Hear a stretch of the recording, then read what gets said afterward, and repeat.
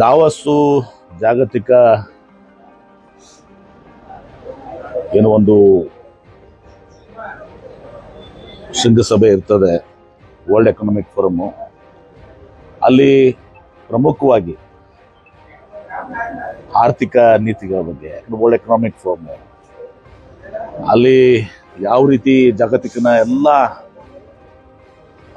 Political leaders ಆಮೇಲೆ business leaders ಎಲ್ಲರೂ ಕೂಡಿ ಇವತ್ತು ವಿವಿಧ ತಂತ್ರಜ್ಞಾನದ ಲೀಡರ್ಸು ಕೂಡ ಕೂಡ್ತಾರೆ. ಈ ಸಲ AI ಭಾಳ ಜಾಸ್ತಿ ಇದು ಬಂದಿತ್ತು.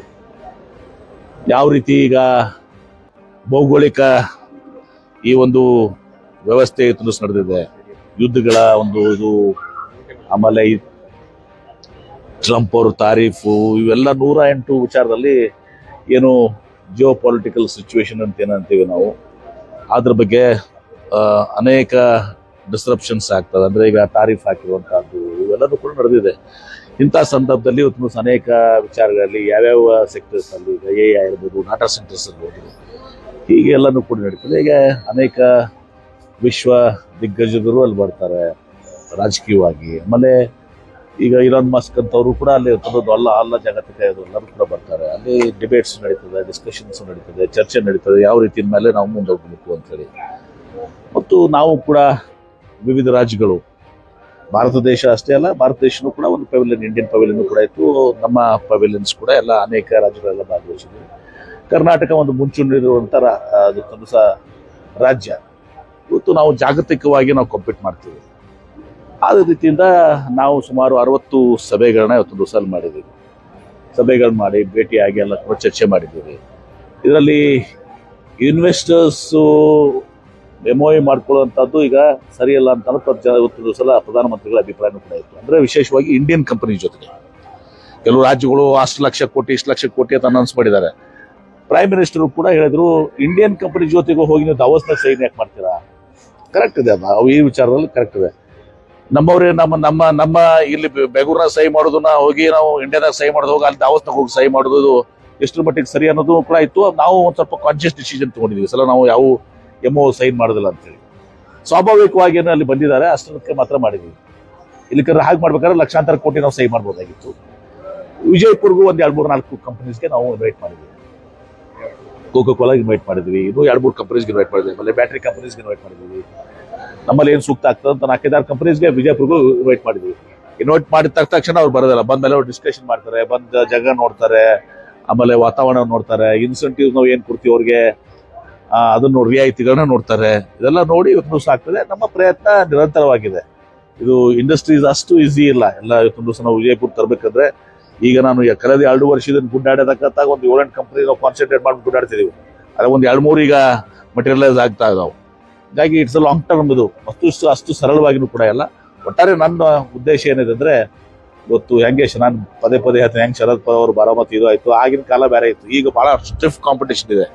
ನೀವು ಇನ್ಸೆಂಟಿವ್ 30% ಕೊಡ್ತೀವಿ, ಇನ್ನೊಬ್ಬರು ರಾಜ್ಯ 40% ಕೊಡ್ತೀವಿ ಅಂತಾರೆ.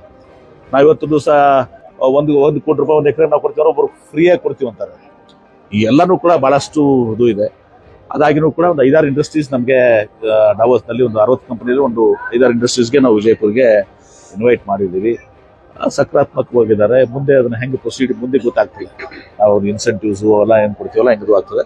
ಒಟ್ಟಾರೆ ಇದು ಒಂದು ಮಹತ್ವದ ವರ್ಲ್ಡ್ ಎಕನಾಮಿಕ್ ಫೋರಮು. ಅಲ್ಲಿ ಹೊಸ ವಿಚಾರಗಳು, ಹೊಸ ಯಾವ ರೀತಿ ಜಗತ್ತು ಹೋಗ್ತಾ ಇದೆ, ಬಿಸ್ನೆಸ್ ಹೋಗ್ತಾ ಇದ್ದಾವೆ, ಏನೆಲ್ಲ ಮುಂದೆ ಆಗ್ಬೋದಂಥದ್ದು ಬದಲಾವಣೆಗಳಾಗ್ತವೆ, ಅದೆಲ್ಲವನ್ನು ಕೂಡ ನೋಡಿದ್ವಿ. ಆ ಪ್ರಕಾರವಾಗಿ ನಾವು ಕೂಡ ಕರ್ನಾಟಕ ರಾಜ್ಯ ಕೂಡ ತಯಾರಾಗಿ ಮುನ್ನಡೆಯುವಂಥದ್ದು ಮತ್ತು ನಾವು ಅದಕ್ಕೆ ಸಮರ್ಥರು ಕೂಡ ಇದೆ. ಕರ್ನಾಟಕ ರಾಜ್ಯ ಸಮರ್ಥ ಇದೆ. ಇಲ್ಲಿ ಒಂದು ವಾತಾವರಣ ಇಕೋಸಿಸ್ಟಮ್ ಇದೆ ಮತ್ತು ಅದಕ್ಕೆ ಬೇಕಾಗಿದ್ದಂಥ ಟ್ಯಾಲೆಂಟು ನಮ್ಮ ಹತ್ರ ಇದೆ.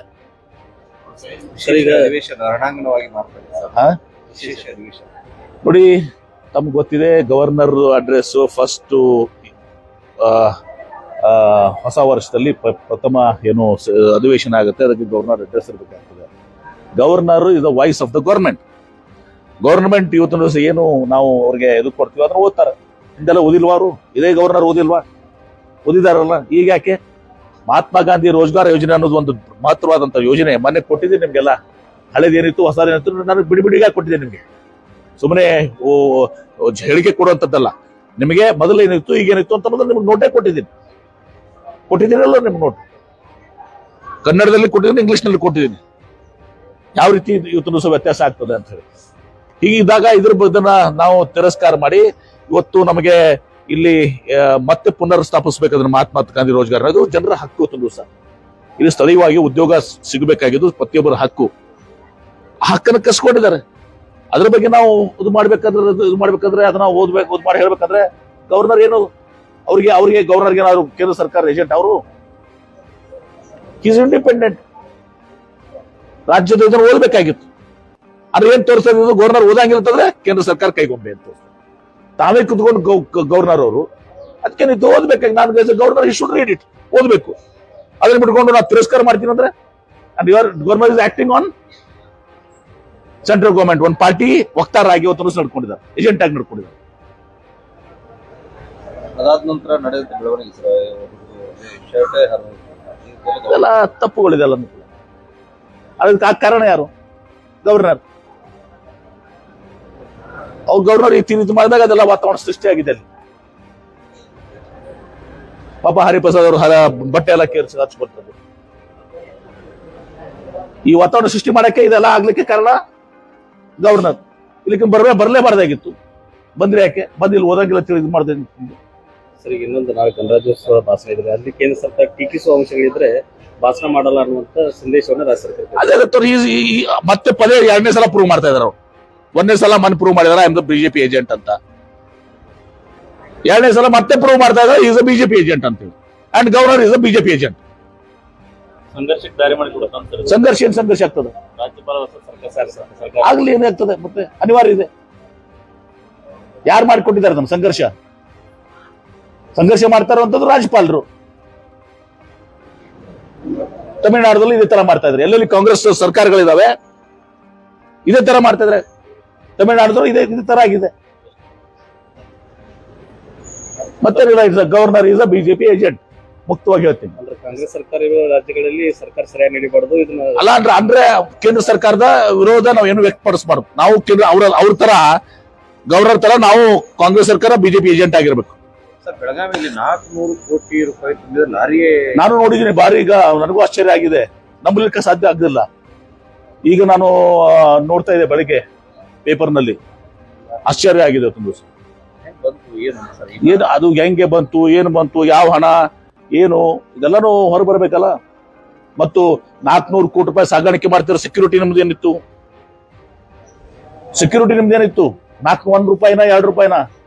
4 ಕೋಟಿ ಆದ್ರೆ ಏನೋ ಬ್ಯಾಂಕರ್ ಪಾಪ. 400 ಕೋಟಿ ಅಂದ್ರೆ ಅದಕ್ಕೆ ತಕ್ಕದಾದಂತ ಸೆಕ್ಯೂರಿಟಿ ಬೇಕಾಗಿತ್ತ?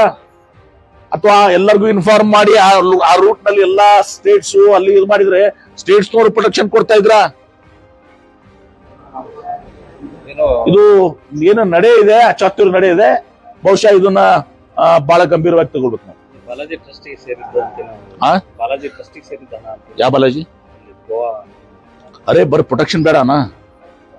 400 ಕೋಟಿ ರೂಪಾಯಿ ಹಣಕ್ಕೆ, ಈಗ 400 ಕೋಟಿ ಹಣಕ್ಕೆ ನೀವೇ ವಿಚಾರ ಮಾಡ್ರಿ. 400 ಕೋಟಿ ಇವತ್ತು ನಾವು ಸಾಗಾಣಿಕೆ ಮಾಡ್ಬೇಕಾದ್ರೆ ಅದು ಲೀಗಲ್ಲೋ ಇಲ್ಲಿಗೋ ನನಗೇನು ಮಾಹಿತಿ ಗೊತ್ತಿಲ್ಲ, ಸುಮ್ಮನೆ ಪೇಪರ್ ಓದಿದ್ದೀನಿ. ಅದು ಯಾವ್ದು ಟ್ರಸ್ಟ್ನೋ ಏನೋ ಗೊತ್ತದ. 400 ಕೋಟಿ ರೂಪಾಯಿ ತಗೊಂಡು ಹೋಗುವಾಗ ಅದಕ್ಕೆ ಸೂಕ್ತವಾದಂತ ಇದು ಬೇಕಾಗಿರಂಗಿಲ್ಲ. ಬ್ಯಾನದ ಅಮೌಂಟ್ ಅಂದ್ರೆ 2000 ರೂಪಾಯಿನೂ ಇತ್ತು. ನನಗೆ ಗೊತ್ತಿಲ್ಲ. ನಾನು ಇವತ್ತು ಪೇಪರ್ ಓದಿದ್ದೀನಿ. ಇದು ಬಹಳ ಗಂಭೀರವಾದಂತ ವಿಚಾರ. ಇದು ಸೂಕ್ತವಾದಂತ ತನಿಖೆ ಆಗ್ಬೇಕು. ಮೊನ್ನೆ ಸಿಎಂ ಅವ್ರ ಕಾರ್ಯಕ್ರಮ ಸರ್ಕಾರಿ ಕಾರ್ಯಕ್ರಮ ಯತ್ನಾಳ್ ಕಾರ್ಯಕ್ರಮ ಅನ್ನೋ ರೀತಿ ಪ್ರಾಜೆಕ್ಟ್ ಏನ್ರಿ?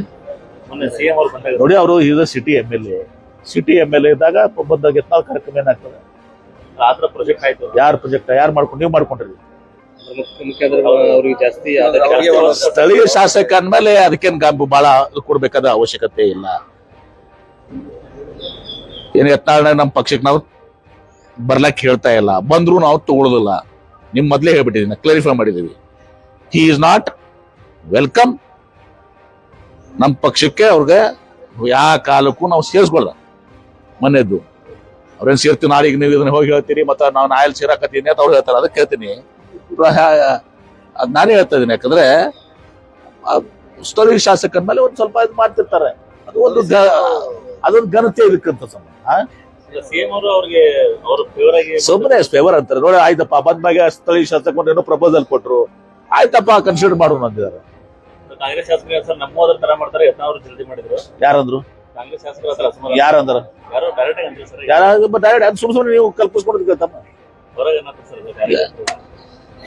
ನೋಡಿ, ಅದೊಂದು ಸುಮ್ಮನೆ ಸೌಜನ್ಯದ ವಿಚಾರಗಳು. ಅಂದ್ರೆ ಈ ವಿಚಾರ ಏನಿದೆ ಸರ್, ಸ್ವತಂತ್ರ ಅಭ್ಯರ್ಥಿಗೆ ಅಂದ್ರೆ ಕರೆಕ್ಟ್ ಸೇರಿವಲ್ಲ ಸೌಜನ್ಯ. ಈಗ ನಾವು ಅದೊಂದು ಕಾರ್ಯಕ್ರಮಕ್ಕೆ ಹೋಗ್ತೀವಿ, ಅಲ್ಲಿ ಸ್ಥಳೀಯ ಶಾಸಕರು ಇರ್ತಾರೆ. ನನ್ ಕೂಡ ಆ ಸ್ಥಳೀಯ ಶಾಸಕ ಬೈದ್ ಬರ್ಲಿ ಅವ್ನು ಸ್ಟೇಜ್ ಮ್ಯಾಗ. ಅದಕ್ಕೆ ಬಹಳ ಮಾತು ಕೊಡುವಂತ ಅವಶ್ಯಕತೆ ಇಲ್ಲ. ನನ್ಗೆ ಗೊತ್ತಿಲ್ಲ ಈಗ ತಡೀತದೆ. ನಾನು ತಿಳ್ಕೊಂಡಿಲ್ಲ. ಈಗ ನಾನು ದಾವೋಸ್ನಾಗಿದ್ದೆ. ಆಮೇಲೆ ಇದೇನು ಇದೆ ಒಂದೇ ನನಗ ಇಂಡಸ್ಟ್ರಿ ಡಿಪಾರ್ಟ್ಮೆಂಟ್ ಅವ್ರಿಗೆ ತಿರುಗುದಿ ಒಂದೇ ಇರೋದಲ್ಲ. ನೋಡೋಣ ಅಂತ ಎಲ್ಲಿ ಬಂದಿದೆ ಅಂತ. ಸರ್ ಈಗ ಇನ್ನೊಂದು ಮುಳವಾಡದಾಗ ಸರ್ ಪರಿಹಾರ ಕಾಂಗ್ರೆಸ್ ಕಾರ್ಯಕರ್ತರು ದಿನ ಬಂದರಾಗಿಲ್ಲ ಅಷ್ಟೇ ಒಂದು ಏನಾದ್ರಿ ಕಾಂಗ್ರೆಸ್ ಮುಖಂಡ ಕಾಂಗ್ರೆಸ್ ಕಾರ್ಯಕರ್ತರು ಅದೆಲ್ಲ ನೀ ಇಲ್ಲೇ ಕೇಳ್ತೀಯಪ್ಪ, ಅಲ್ಲೆಲ್ಲ ರಗಡ್ ಕೇಳ್ತಾರೆ. ರಾಜೀವ್ ಗೌಡ ಇಲ್ಲೇ ನಿನಗೂ ಬೇಕಾಯ್ತು. ಸರ್ ಈಗ ಮುಳವಾಡದ ಇನ್ನೂವರೆಗೆ ಸರಿಯಾಗಿ ಪರಿಹಾರ ಕೊಟ್ಟಿಲ್ಲ ಅಂತ ಹಂತ ಕೊಡೋದ್ರಿಂದ ಅದು 2013 ಆಕ್ಟ್ ಪ್ರಕಾರ ಪರಿಹಾರ ಕೊಡಿ ಅಂತ ಹೇಳಿ ಮೊನ್ನೆ ಡಿಸಿಷನ್ ನೋಡ್ತೀವಿ ಅದೆಲ್ಲ ನೋಡ್ಕೋತೀವಿ. ಅದಕ್ಕೆ ಕೇಳಿ ಅದಕ್ಕೆ ಜಿಲ್ಲಾಧಿಕಾರಿ ಸಭೆ ಮಾಡಿದ್ದಾರೆ. ನೋಡ್ತೀವಿ, ಅದನ್ನೆಲ್ಲ ಚೆಕ್ ಮಾಡ್ತೀವಿ. ನ್ಯಾಯಯುತವಾಗಿ ಏನದ ಮಾಡ್ತೀವಿ. ಪದ್ಧತಿ ಏನದ KDB ಅದು ಪ್ರಕಾರ ಮಾಡ್ತೀವಿ.